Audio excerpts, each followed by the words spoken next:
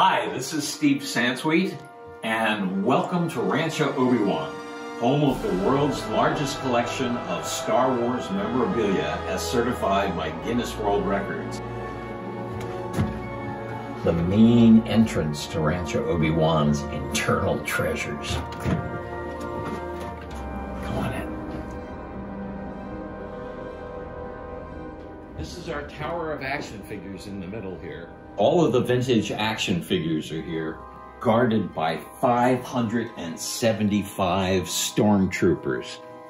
These are the boys in the band, the cantina musicians, the Biff musicians. That is the original door to the Mos Eisley Cantina. The Darth Vader costume here is made up of some original pieces that were actually screen used. And the codpiece still has the costumer's tag, Bermans and Nathans, Darth Vader. And a Bantha Pinata from a Mexico City Star Wars convention in 2004. I won't let anybody near that with a baseball bat or a lightsaber. Hun in Carbonite and Boba Fett.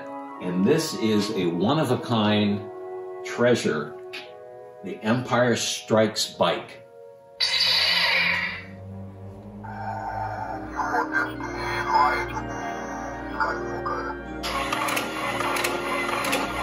We have a Wampa costume. This was made by the ILM Model Shop, and it's a cut-off Battle Droid backpack. Snow from the Wampa Cave for the Empire Strikes Back Special Edition. This was the prototype rifle of Boba Fett. Duro's hands that are still attached. Somehow I ended up with the crotch piece for a bounty hunter, and this is a used C-3PO costume hand. Heavy vinyl, very difficult. It's gotten much stiffer over the years. And a piece of the Millennium Falcon that was built for The Empire Strikes Back. And then Anthony Daniels, who plays C-3PO, walked through the scrap heap and picked up 10 different pieces and gave them names like Reverse Power Flux Coupling Cover, and put them in acrylic cases and sold them to ridiculous collectors like me.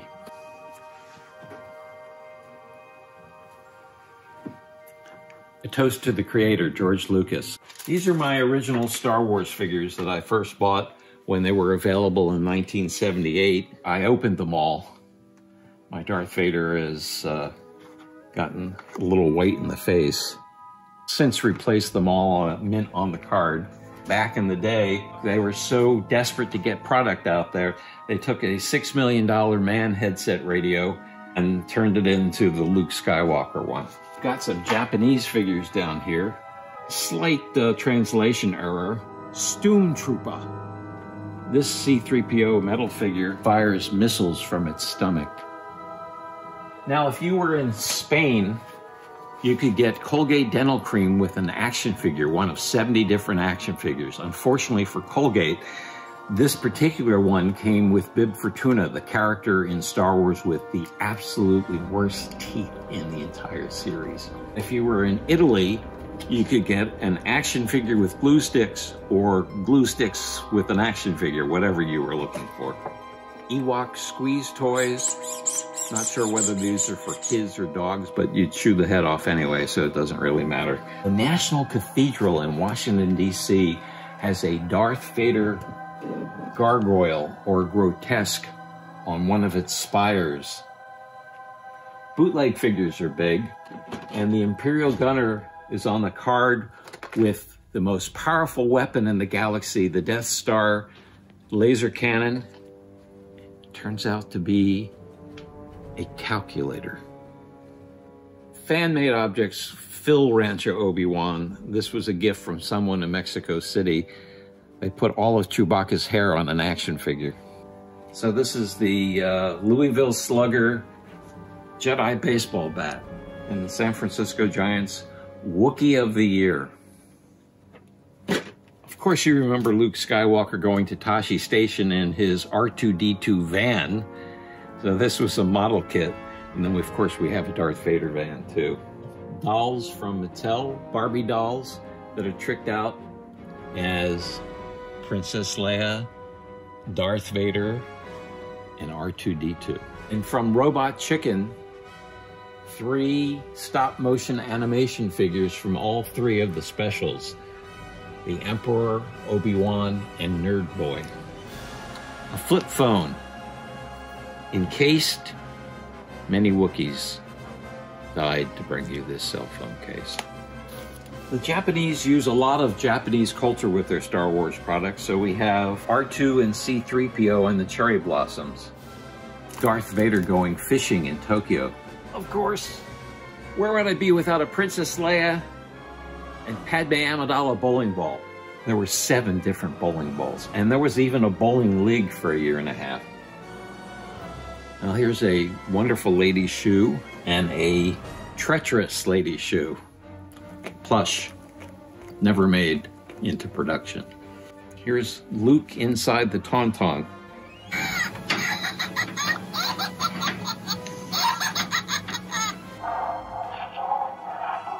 Sounds like this bantha has a little indigestion. Wait a second, there's my barrel of hazardous waste. It's the Dianoga.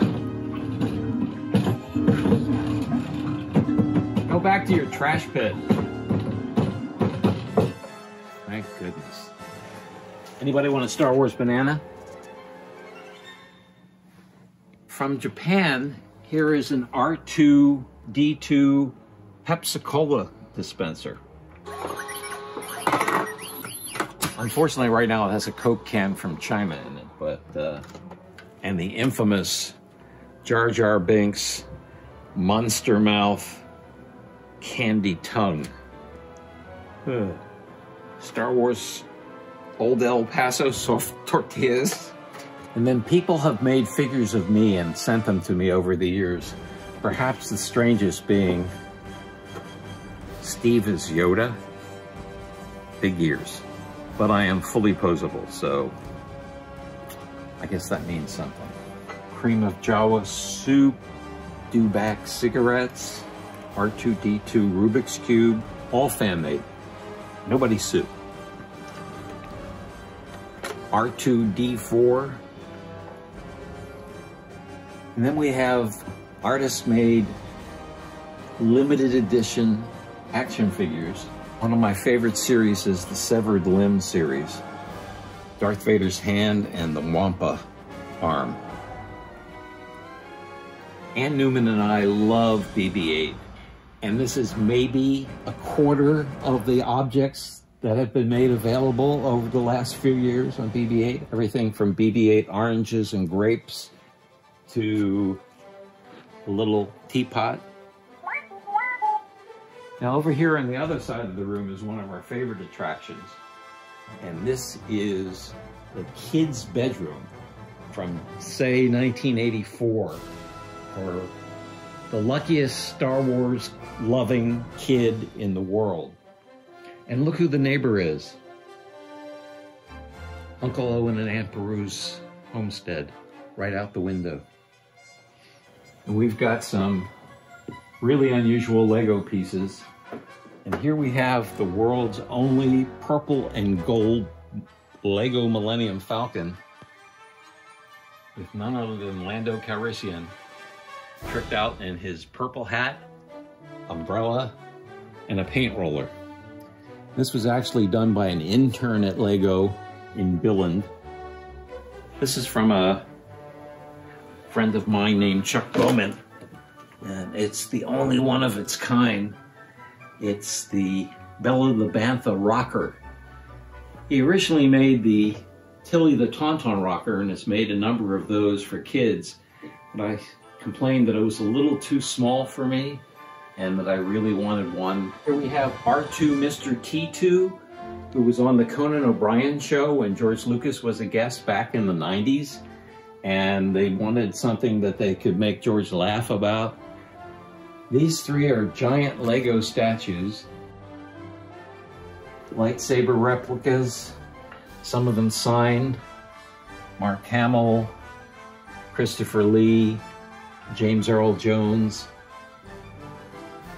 It's a chainsaw and chisel C-3PO from Canada.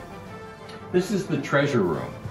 And in here is a bronze sculpture of Darth Vader by Lawrence Noble again. Original pieces of the Death Star surface.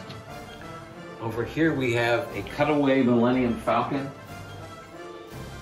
Figures sold separately, of course, batteries not included. And amazing model kits. Large ATST or Chicken Walker from Matthew O'Connor. If you've always wanted to have an Ewok costume, this is original Ewok fur or acrylic material. In here are perhaps the most famous of the action figures that were never made.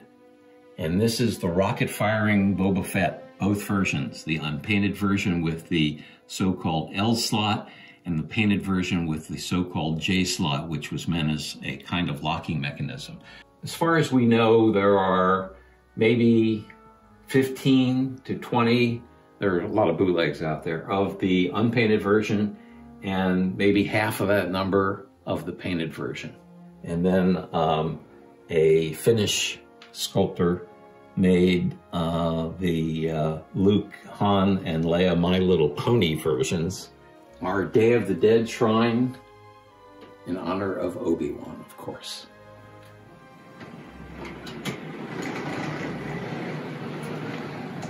So welcome to the Hall of the Tantive 4. Uh-oh.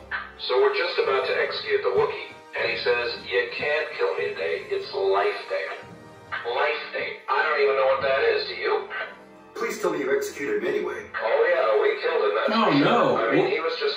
Whoops. You. Yeah? You in Rebel Starship Corridor 1138. What are you doing there? Well, I'm just I showing need to folks... see some identification. You don't need to see my identification. We don't need to see their identification. What about the guests? Oh, these aren't the guests you're looking for.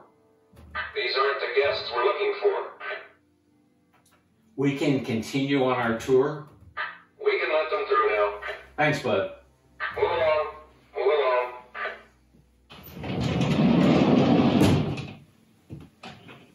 along. Welcome to the expansion. Here we have the Cantina chessboard. Notice the wallpaper. Dead bad guys. Over here we have a Don Post C-3PO, an R2-D2. We've got a bunch of helmets here. So the helmets on the back were all done by artists and then sold at auction at a Star Wars celebration for Make-A-Wish. And then these are mostly custom-made helmets on loan from a friend of ours, as well as skateboards decks that were sold for the Empire Skates Back.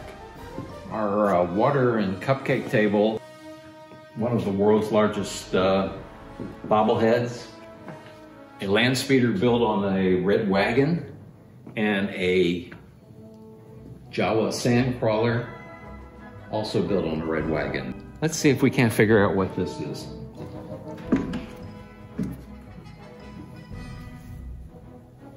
Han and Carbonite. R2-D2 mailbox. This is Darth Malgus. It was a contribution from Sideshow Collectibles. Here we have Yoshi Toku, the oldest doll company in Japan, made this 1/4 scale samurai suit and a headpiece and neck piece for a stormtrooper, and then finally a full figural Darth Vader figure. And this is the world's largest Star Wars painting, the 20th Century Space Opera by Robert Xavier Burton, a San Francisco artist. But it's a brilliantly painted piece. It took him 18 months and 2,000 hours of work. And this giant Darth Vader head was from the Toys R Us Megastore in Midtown Manhattan. This is an Ewok mask. I was actually in the Ewok costume for Star Wars Celebration, the opening ceremony. Here we have masks from the Vader Project. Probably the only piece of Star Wars scrimshaw that you'll ever see. I commissioned this, and it's an 11,000-year-old mastodon bone, and it's done by a gentleman named Noel Green. This is called Retirement. We have the Emperor feeding the clone chickens and Darth Rooster watching on the fence. Black velvet art from Tijuana. This is a costume that was worn by Kathie Lee Gifford, and Kathie Lee is still in here. She's promised to say hello to us today. Hi, Kathie. Hi, Steve. And now we go to one more room, the fun room. Follow me.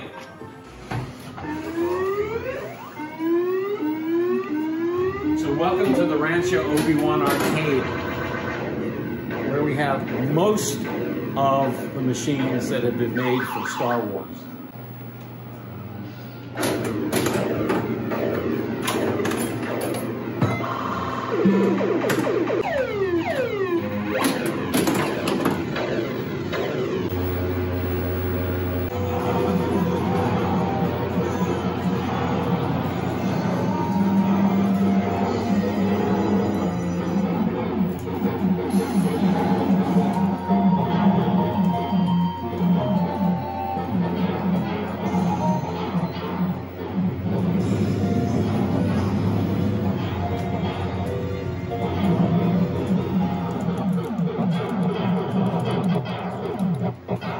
Oh, don't mind me.